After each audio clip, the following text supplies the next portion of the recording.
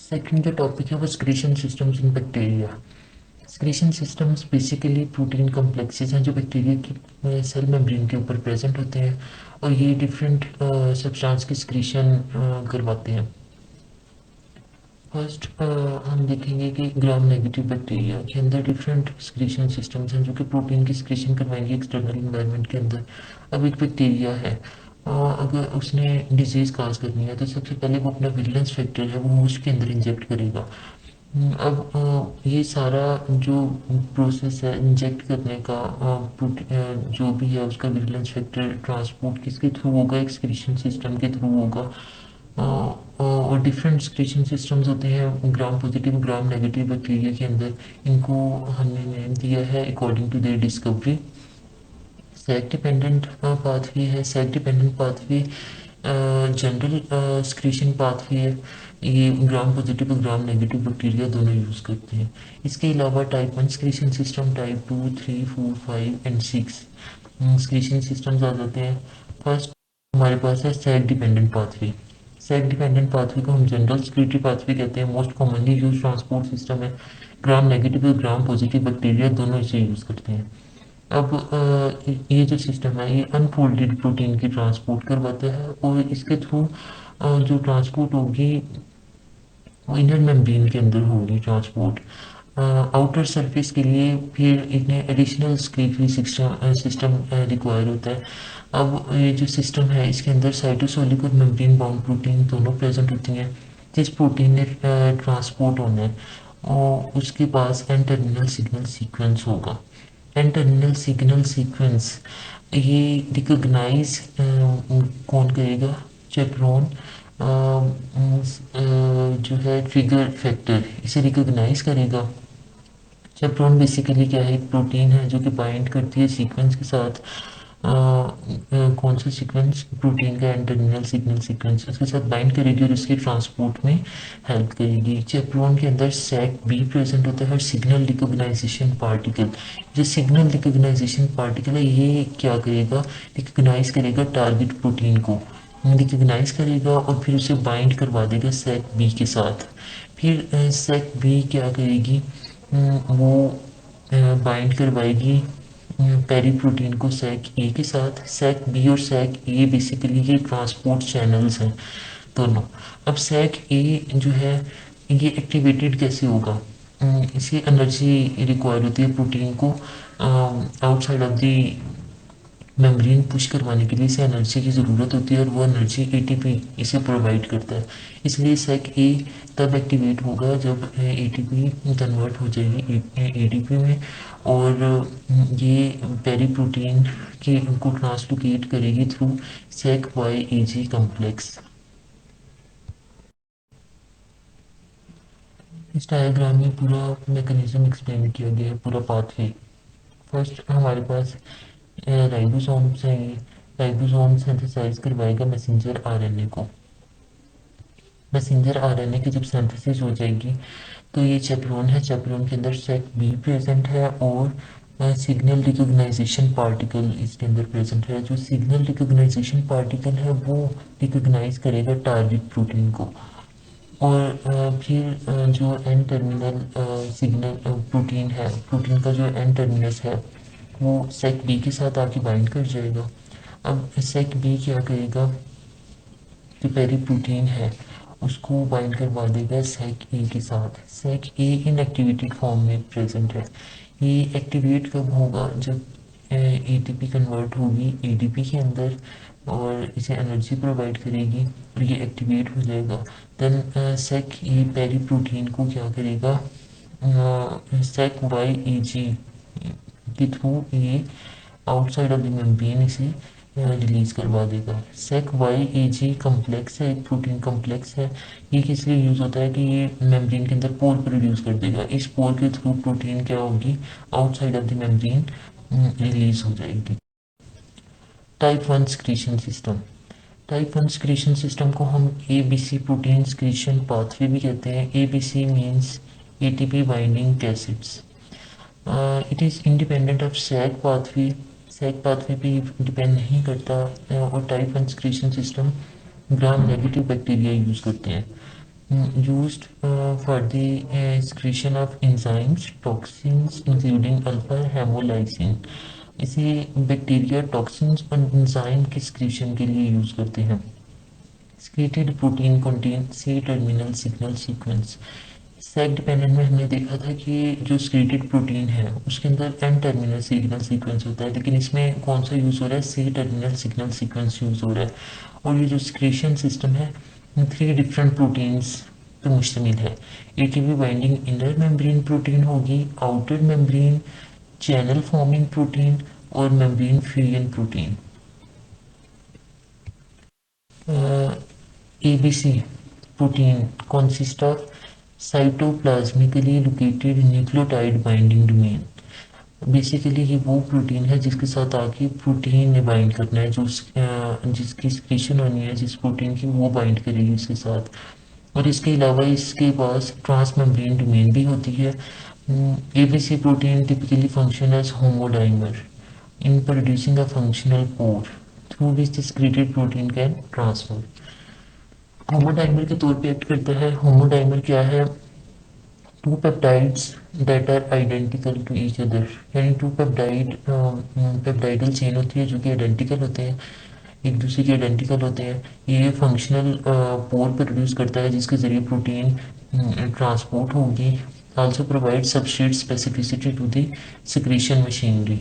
वो substrate specificity provide करता है। सबस्ट्रेट स्पेसिफिसिटी क्या है कि जो स्पेसिफिक प्रोटीन है वही जाके सबस्ट्रेट के साथ बाइंड करेगी जिसने ट्रांसपोर्ट होना है, वो स्पेसिफिक प्रोटीन सबस्ट्रेट के साथ बाइंड करेगी। अब MF प्रोटीन जो है वो ABC प्रोटीन के साथ इंटरेक्ट करेगी और पेरीप्लाज्मिक चैनल प्रोवाइड करेगी। पेरीप्लाज्मिक चैनल के थ्रू प्रोटीन क्या करेगी, ट्रेवल करेगी। और जब सबस्ट्रेट की बाइंडिंग होगी ABC प्रोटीन के साथ तो MFP के अंदर मेम्ब्रेन फ्यूजन प्रोटीन जो है इसके अंदर कुछ कन्फर्मेशनल चेंजेस आ जाएंगी। इन कन्फर्मेशनल चेंजेस के रिस्पॉन्स में ये इंटरेक्ट करेगी आउटर मेम्ब्रेन प्रोटीन के साथ और इस तरह चैनल कंप्लीट हो जाएगा। ये हमें पूरा टाइप वन सिक्रीशन पाथवे दिखाया गया है। इसमें सबसे पहले ये साइटोसोल है। साइटोसोल के अंदर हमारे पास जो प्रोटीन जिसमें सिक्रीट होना है वो प्रेजेंट है। इसके बाद ये इसकी इनर मेम्ब्रेन है, पेरीप्लाज्मिक स्पेस है या आउटर मेम्ब्रेन है। और ये जो है ये ABC प्रोटीन कम्प्लेक्स है। ABC protein complex basically ATP binding acids हैं। अब जो इसके अंदर cytoplasmically located nucleotide binding domain present है, जिस प्रोटीन ने सक्रीट होना है उसको C टर्मिनल इसके साथ जाके बाइंड कर जाएगा। और ABC प्रोटीन टिपिकली होमोडाइमर और ट्राइमर के तौर पे एक्ट करती है और ये क्या करेगी, पोर फंक्शनल पोर प्रोड्यूस कर देगी जिसके थ्रू प्रोटीन क्या करेगी, ट्रांसफर्स करेगी। और फिर ये क्या करती है कि MF प्रोटीन के साथ इंटरेक्ट करेगी। इंटरेक्ट जब करेगी तो वो पेरीप्लाज्मिक चैनल प्रोवाइड कर देगा जिसके थ्रू प्रोटीन ट्रेवल करेगी। अब ABC प्रोटीन जब MFP प्रोटीन के साथ इंटरेक्ट करती है तो इसके अंदर कन्फर्मेशनल चेंजेस आ जाते हैं। कन्फर्मेशनल चेंजेस के नतीजे में ये इंटरेक्ट करता है आउटर मेम्ब्रेन प्रोटीन के साथ। और अल्टीमेटली जो प्रोटीन है वो outside of the membrane transport बस आ जाता है type 2 secretion system. Type 2 secretion system considerably more complex system है। ये भी ग्राम नेगेटिव बैक्टीरिया यूज़ करता है। Only traffic protein across outer membrane transport करवाता है। अगर तो इनर मेम्ब्रेन हमने ट्रांसपोर्ट करवानी है तो हमें एक सेपरेट सिक्रीशन सिस्टम की ज़रूरत होती है जो कि सैक पाथवे के ज़रिए करवा सकते हैं। अब टाइप 2 सिक्रीशन सिस्टम ये टाइप 4 सिक्रीशन सिस्टम की जो मशीनरी है उससे रिजेम्बलेंस शो करता है। अब इसके कंपोनेंट्स, मशीनरी के कंपोनेंट्स, कोर कंपोनेंट्स बताएंगे। Outer membrane स्क्रीटन।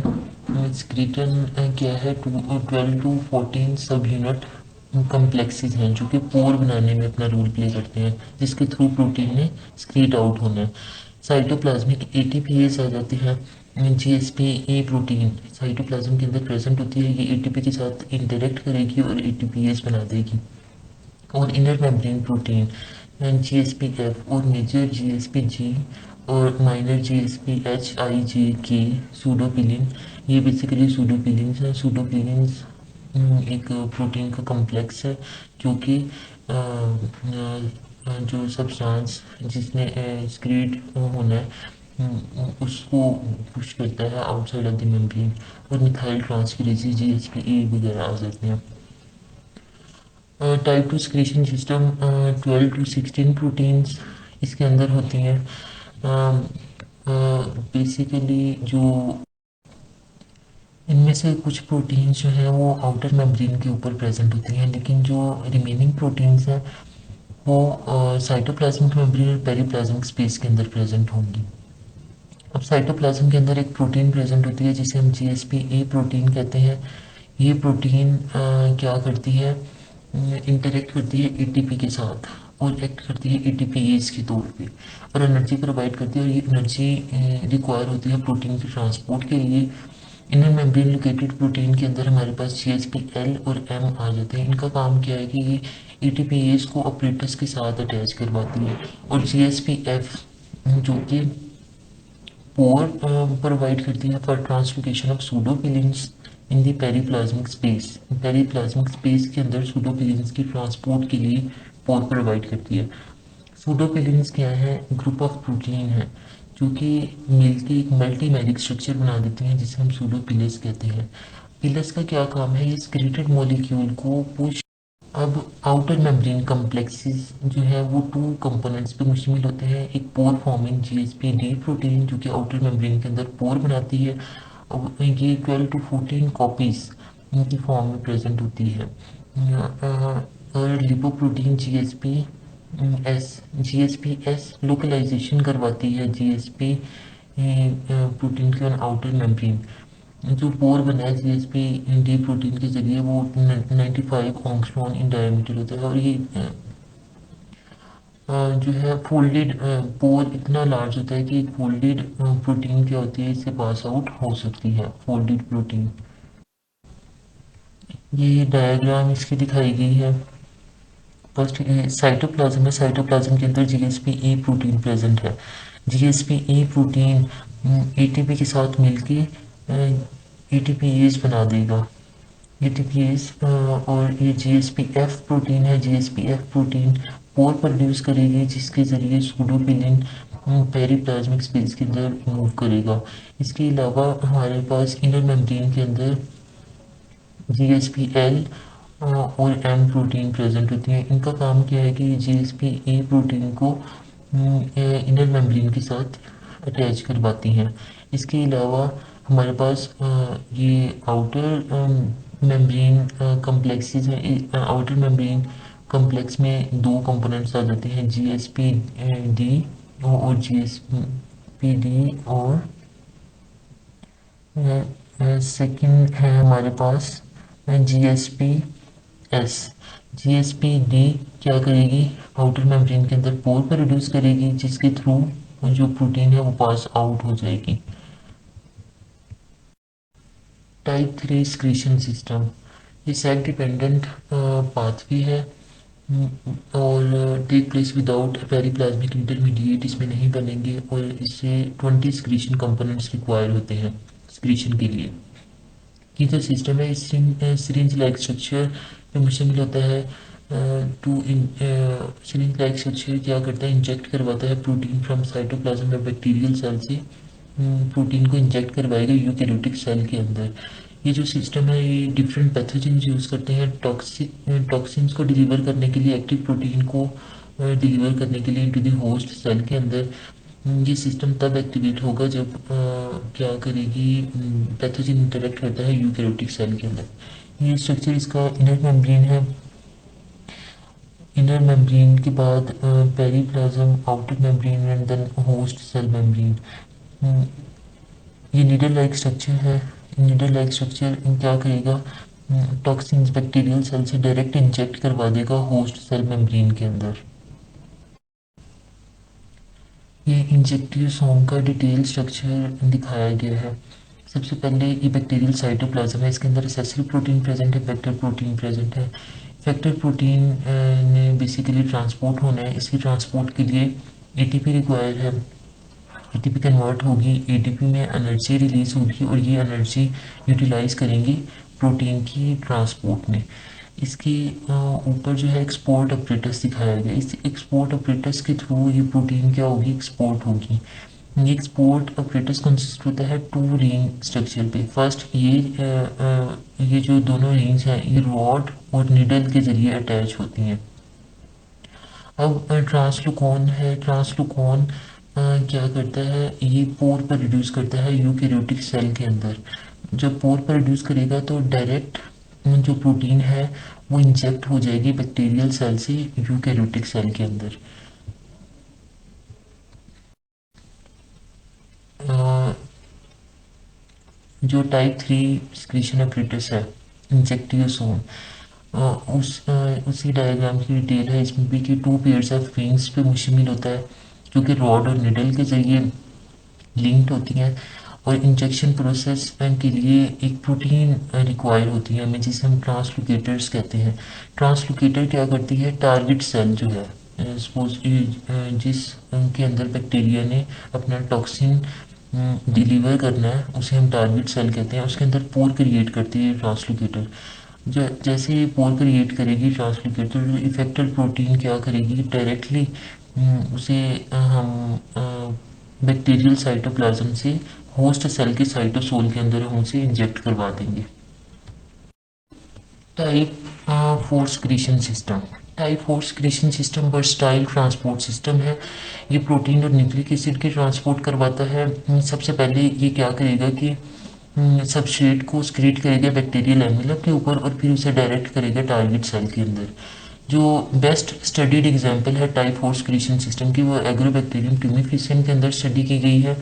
Agrobacterium tumefaciens type 4 secretion system encoded on a plasmid, जिसके अंदर टू ओप्रोन्स प्रेजेंट हैं, VAR-B एंड VAR-D।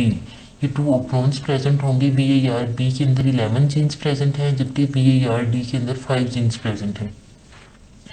अब जो VAR-B ओप्रोन जिन प्रोटीन को इनकोड करेगा वो सिक्रीशन अपरेटस का मेन पार्ट होंगी, और VAR-D ओप्रोन 4 जीन्स पे मुश्तमिल है जो कि इनकोड करती हैं प्रोटीन को VAR-D 1, 2, 3 एंड 5। ये चारों प्रोटीन्स ट्रांसफर डीएनए की प्रोसेसिंग में इन्वॉल्व होती हैं। और जो VAR-D4 है, ये क्या करती है कि ट्रांसफर डीएनए को टाइप 4 सिक्रीशन सिस्टम के साथ कंबाइन करती है। VAR-B protein located on different various position between the cytoplasm of the bacteria and the outer membrane. Next हमारे पास आ जाता है कि ये इसका स्ट्रक्चर दिखाया गया है, ट्रांसपोर्ट का पूरा मैकेनिज्म है। सबसे पहले है कि VAR-B4 और VAR-B11, इनमें इनके पास न्यूक्लियोटाइड बाइंडिंग डोमेन होगी और ये एक्सिबिट करती है ATPase एक्टिविटी। ATPase एक्टिविटी में क्या होगा, ATP ADP में कन्वर्ट हो जाएगी और जो कि जिसके नतीजे में एनर्जी रिलीज होगी, ये एनर्जी हम यूटिलाइज करेंगे प्रोटीन की ट्रांसपोर्ट में। VAR-D प्रोटीन जो है इसके अंदर भी न्यूक्लियोटाइड बाइंडिंग मोटिव होता है। इनके साथ आके जिस प्रोटीन ने उनको हमने स्क्रीट करना है वो इनके साथ आके बाइंड करेंगी। और जो रिमेनिंग VAR-B6, 8, 10 है वो इनर मेम्ब्रेन के अंदर प्रेजेंट होती हैं और ब्रिज के तौर पे एक्ट करती हैं उन सब यूनिट को, इन सब जो कंपोनेंट्स हैं इनको आपस में कंबाइन करती हैं। VAR-B8 इंटरेक्ट करती है VAR-B1, 4, 9 और 10 और 11 के साथ। और जो रिमेनिंग VAR-B ओपिरोन प्रोटीन है वो पेरीप्लाज्मिक और आउटर मेम्ब्रेन के ऊपर लोकलाइज होती हैं। इसमें ये जो VAR-B2 है ये विलन के तौर पे एक्ट करता है। VAR-B5 और 3 इसके साथ इंटरेक्ट करेंगी और VAR-B7 और 9 ये क्या करता है, ट्रांसलोकेटर के तौर पे एक्ट करता है। ये पोर, बेसिकली ये पोर प्रोड्यूस करेगा और इस पोर के थ्रू जो सबस्ट्रेट है, जो प्रोटीन है, वो outside of the membrane release हो जाएगी। ये वही बताया गया इसमें कि VARB2 एक पिलन सब यूनिट है। ये असेंबल करेगा type four secretion system pillars के साथ असेंबल करेगा। VARB3 और 5 ये VARB2 पिलस के साथ इंटरेक्ट करेंगे। और 7 और 9 इंटरेक्ट करेंगे और क्या बना देंगे, आउटर मेम्ब्रेन के ऊपर एक पोर बना देंगे और इस पोर के थ्रू जो है सबस्ट्रेट ट्रांसलोकेट हो जाएगा। Type 5 secretion system. Type 5 secretion system ये सिंपल टू स्टेप मैकेनिज्म है। टू स्टेप मैकेनिज्म मीन कि सबसे पहले जो प्रोटीन है वो इनर मेम्ब्रेन में ट्रांसपोर्ट होगी फर्स्ट स्टेप में, और सेकंड स्टेप में फिर आउटर मेम्ब्रेन में ये ट्रांसपोर्ट होगी। जब इनर मेम्ब्रेन के अंदर ट्रांसलोकेशन किसके जरिए होगी, सैक ट्रांसलोकॉन्स के जरिए। सैक ट्रांसलोकॉन क्या करेगा, इनर मेम्ब्रेन के अंदर पोर प्रोड्यूस करेगा। उस पोर के जरिए प्रोटीन क्या होगी, पेरीप्लाज्मिक स्पेस के अंदर ट्रांसपोर्ट हो जाएगी। आउटर मेम्ब्रेन के अंदर आउटर मेम्ब्रेन में अगर हमने ट्रांसलोकेशन करवानी है तो उसके लिए बीटा बैरल ट्रांसलोकेटर डोमेन यूज़ होती है। ट्रांसलोकेटर जो है एक्ट एज कोऑर्डिनेट पोर के तौर पे। जो ट्रांसलोकेटर हैं पोर के तौर पे एक्ट करते हैं, यानी इन पोर के थ्रू जो मेम्ब्रेन है वो outside of the sorry protein जो है वो outside of the membrane release हो जाएगी। अब ये डायग्राम देखें, फर्स्ट स्टेप में प्रोटीन जो है सबसे पहले सैक ट्रांसलोकॉन के ज़रिए ये क्या होगी, पेरीप्लाज्मिक स्पेस के अंदर ट्रांसपोर्ट होगी।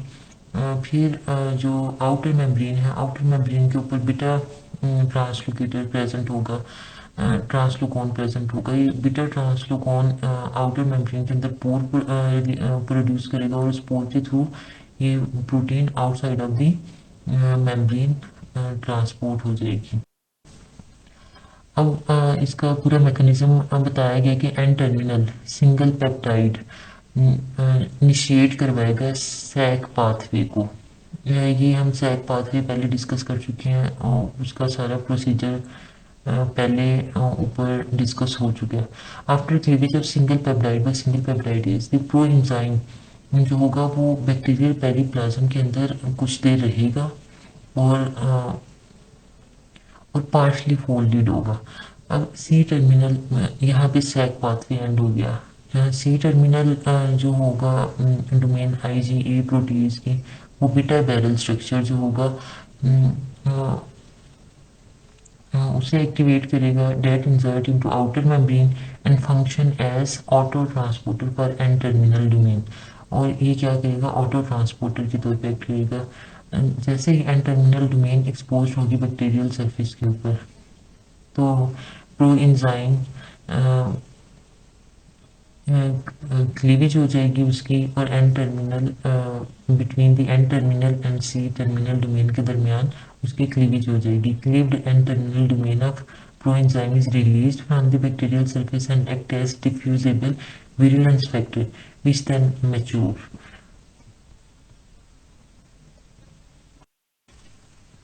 Type 6 secretion system.